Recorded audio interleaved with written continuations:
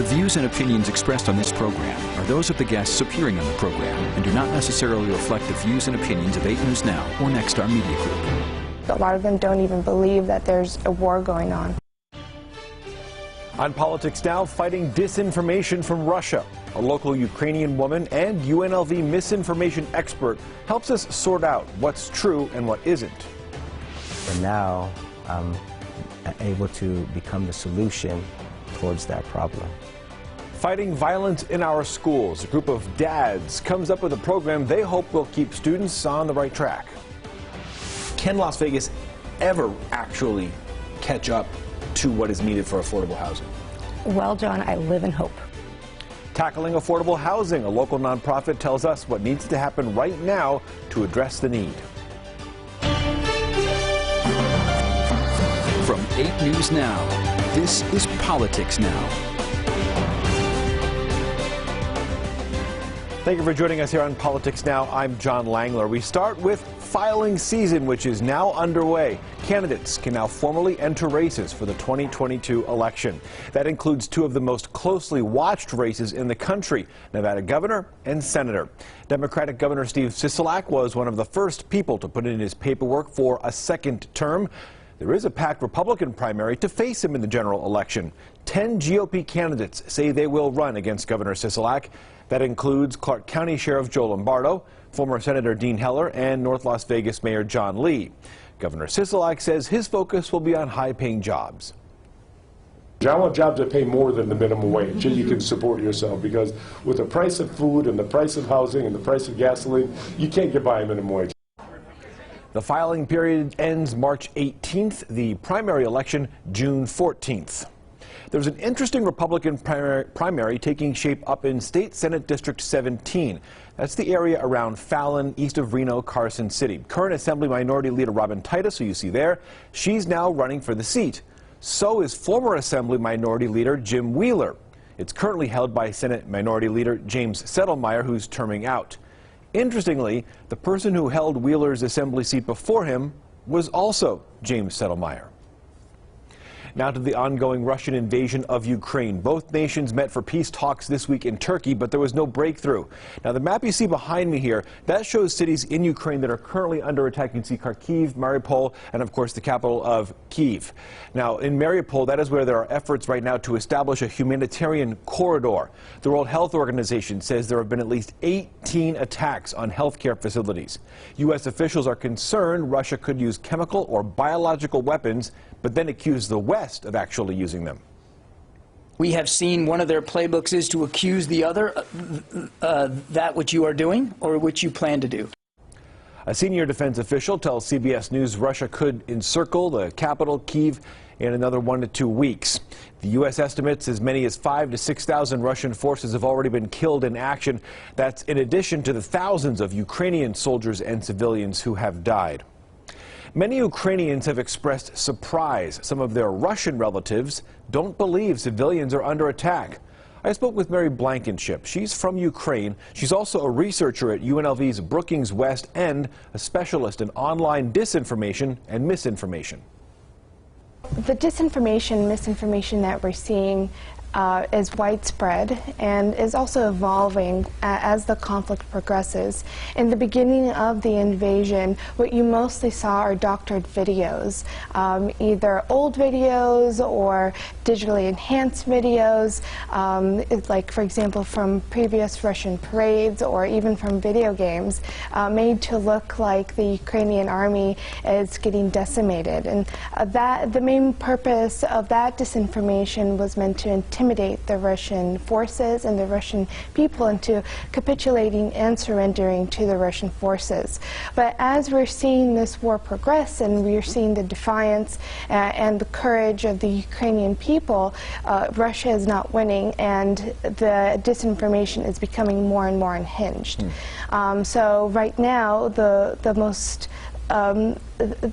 greatest disinformation that is spreading has to do with, for example, the threat of bioweapons that Russia is claiming Ukraine is having, or even the continuation that Ukraine is filled with a bunch of Nazis. Yeah, and which was sort of one of the things that Russian President Putin sort of said at the very beginning is one of the motivations. You're Ukrainian yourself, and you know, we've done some interviews with people who have family in Russia, and you know, most people are sympathetic to what's going on for the Ukrainians, but there are some people who seem to believe what is being said by the Russian government.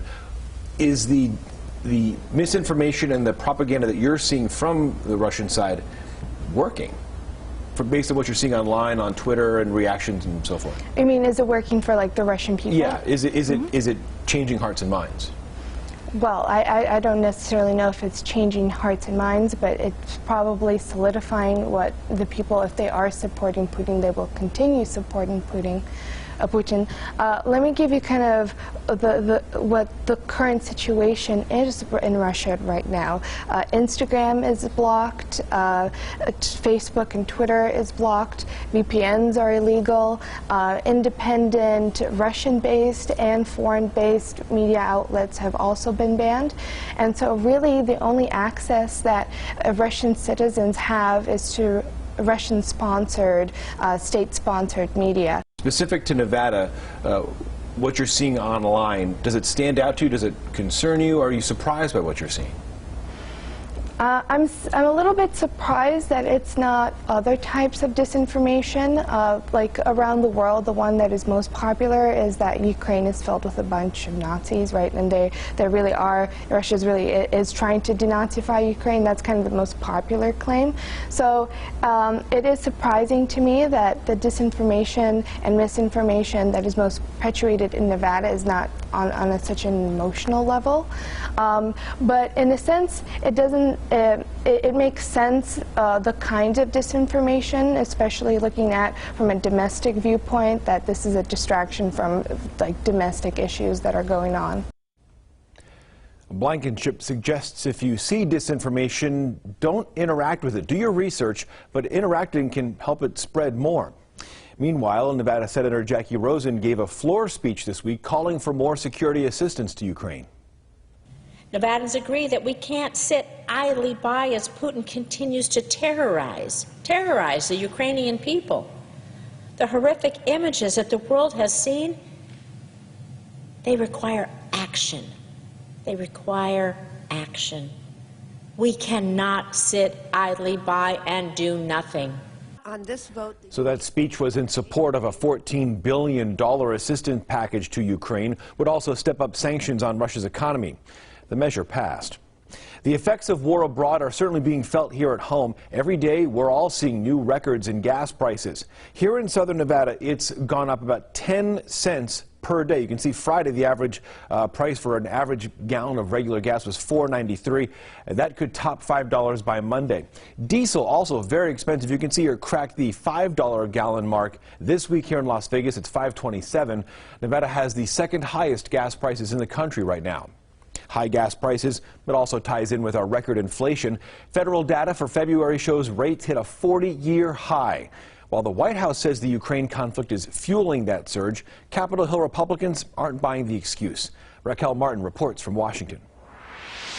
This is a national emergency. Republican senators say Americans are reeling from skyrocketing prices, from the grocery store to the gas pump. New data shows last month annual inflation climbed to 7.9%, a 40-year high. Bacon is as expensive as filet mignon used to be. At a Thursday press conference, Midwest Republicans like South Dakota Senator John Thune and Nebraska Senator Deb Fischer blamed President Biden for the spike. It's due to the administration's policies. They say one way to help is by promoting corn-based ethanol fuel from U.S. farmers. Are readily available to displace Russian oil. At this point, the White House isn't answering calls to expand the use of ethanol and says Americans should expect fuel prices to continue to rise. We also believe it will be temporary. Thursday, Press Secretary Jen Psaki insisted the White House is doing everything it can to bring down prices, including coordinating a coordinated release from the Strategic Petroleum Reserve to ensure we're increasing supply. But says Russia's invasion of Ukraine creates new challenges. Meanwhile, Democrats like Ohio Senator Sherrod Brown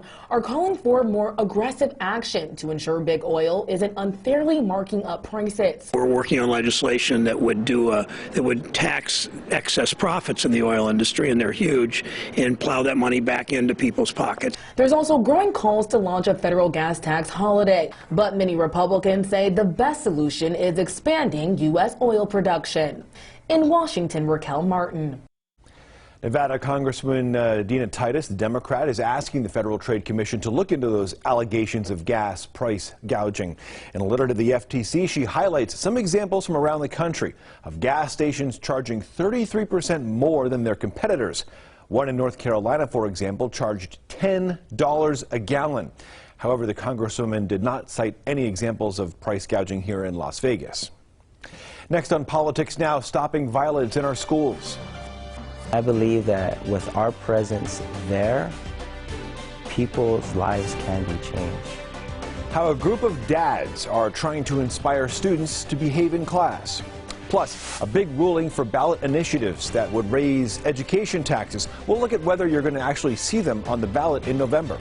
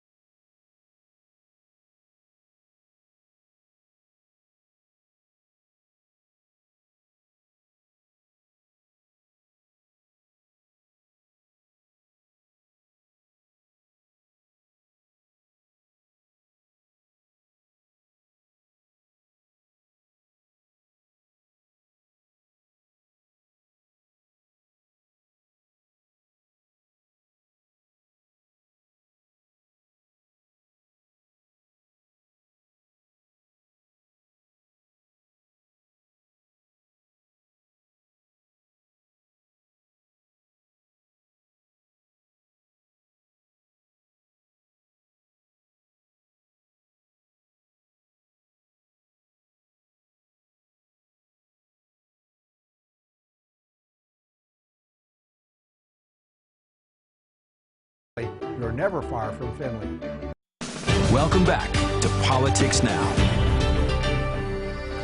Two big ballot initiatives to raise taxes for state education can now be pulled from the ballot. One would have raised the state's gaming tax rate to nearly 50%. Another would have added another 1.5% to our sales tax. After gathering more than double the signatures needed, the teachers union in the state says it's going to abandon the initiatives. Secretary of State Barbara Sagavsky first said that those measures had to stay on the ballot for 2022, but this week a Carson City judge ruled the union can go forward and abandon those initiatives. Violence in schools, once again the talk at this week's Clark County School Board meeting. Solutions and future plans were laid out, and they include potentially an increase in school police staffing, expanding current programs, and enhancing student discipline.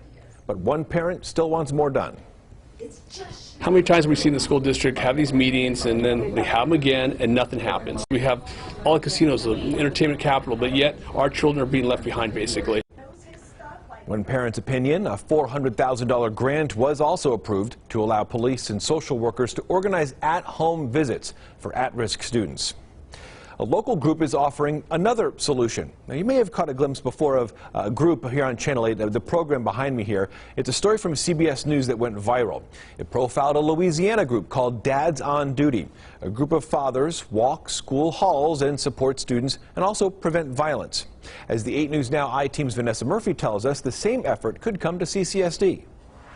I came from a broken household. My mom raised me with my sister. In Christian Garcia's words, he was a problem back when he was a student at Western High School in Las Vegas. But now I'm able to become the solution towards that problem. Now a dad himself, he wants to go back to school in a different way. I believe that with our presence there, people's lives can be changed. That's through a new group founded by community leader Troy Martinez called Dads in Schools. For those students that don't have two parents, those students that don't have the support at home, they'll at least have some opportunity to have that when they go to school. Let's go.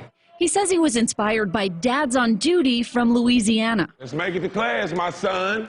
After seeing this CBS News story, he connected with them. Just the presence of dads, of fathers, of men being at the school campus decreased, almost completely erased the fighting and violence on school campuses. From August to February, the district reports more than 6,100 calls for police at schools.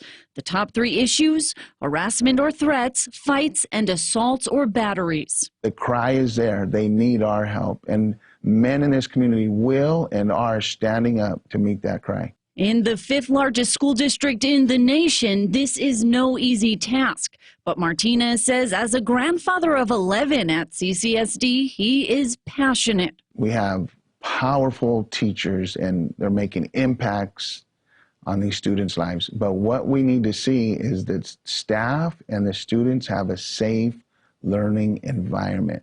If approved by the board, to reflect to the students and staff that we're there to be neutral. You'll see men in uniforms like this walking school halls. We're not the police. We are not the school administration. He promises no punishments and no lectures, just support, and just like in Louisiana, a few laughs. Well, we're going to try.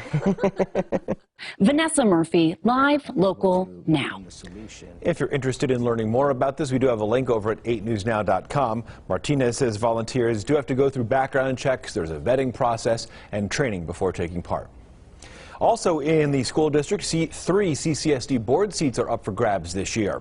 Trustee President Irene Cepeda has already filed to run again. Danielle Ford's seat is also up for re-election, and so is her board rival Linda Cavazos. However, neither of them have filed to run again just yet. Next on Politics Now, finding affordable housing. What can be done today to try and at least make the smallest of dents in the crisis of affordable housing? Vouchers, vouchers, vouchers. Vouchers. Coming up, we will break down what affordable housing means, why we have so little of it, and possible solutions from the local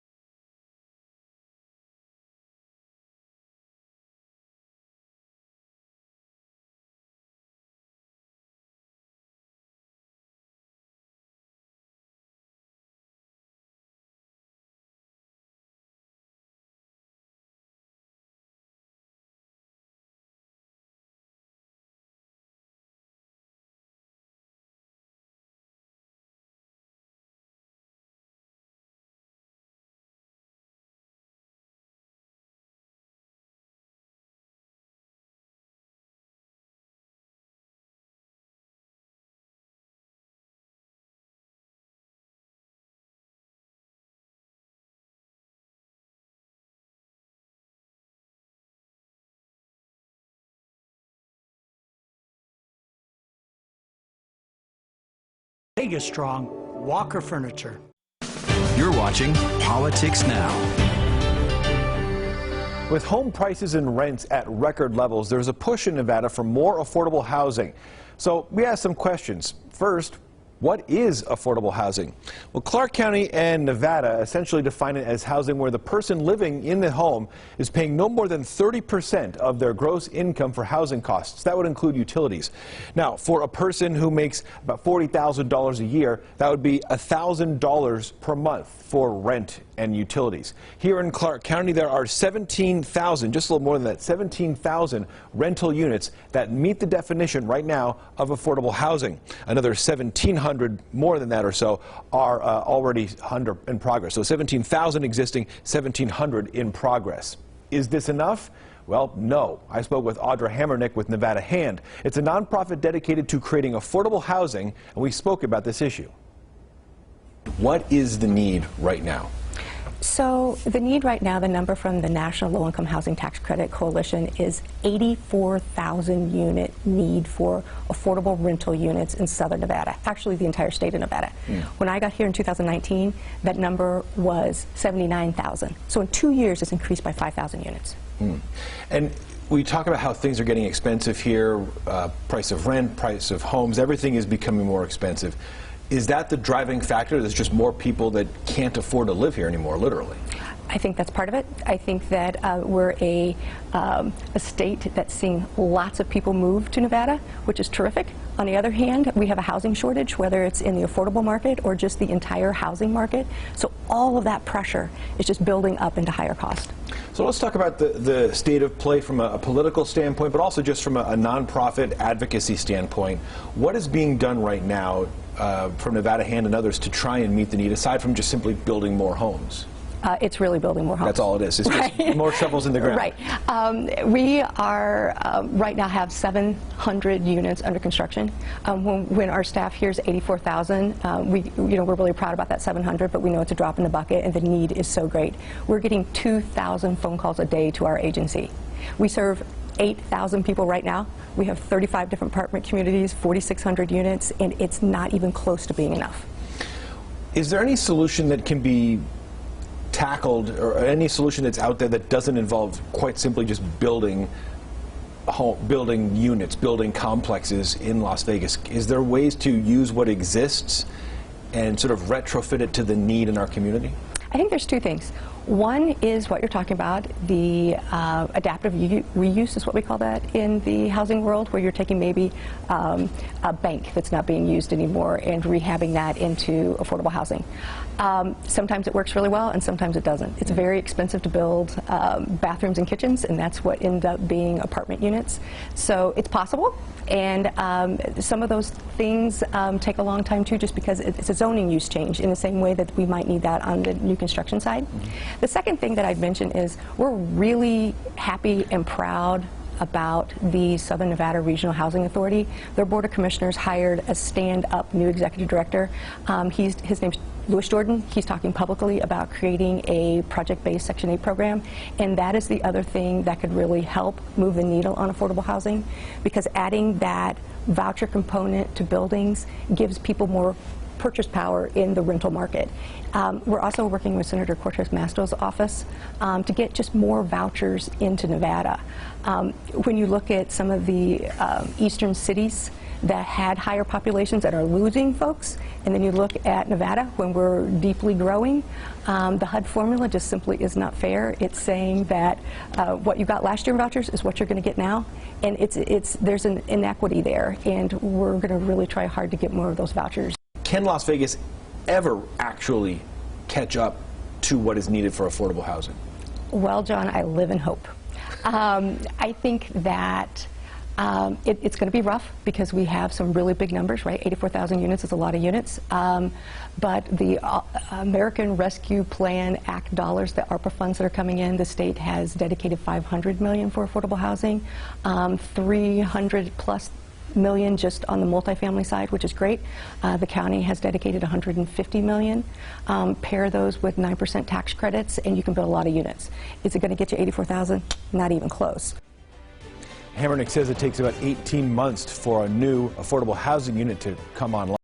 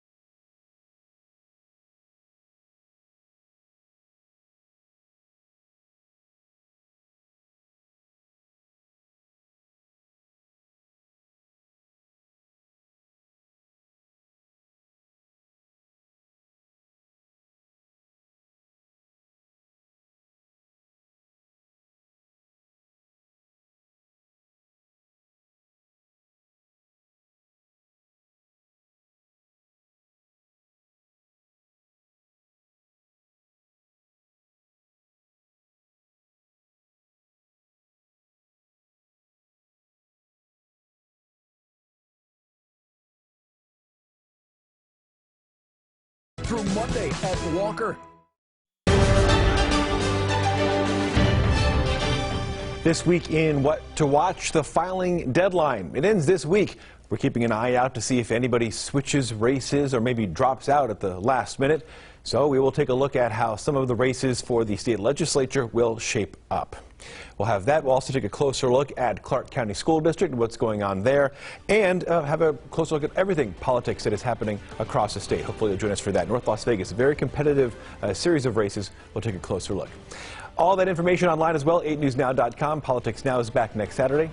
Thank you very much for watching. We'll see you then.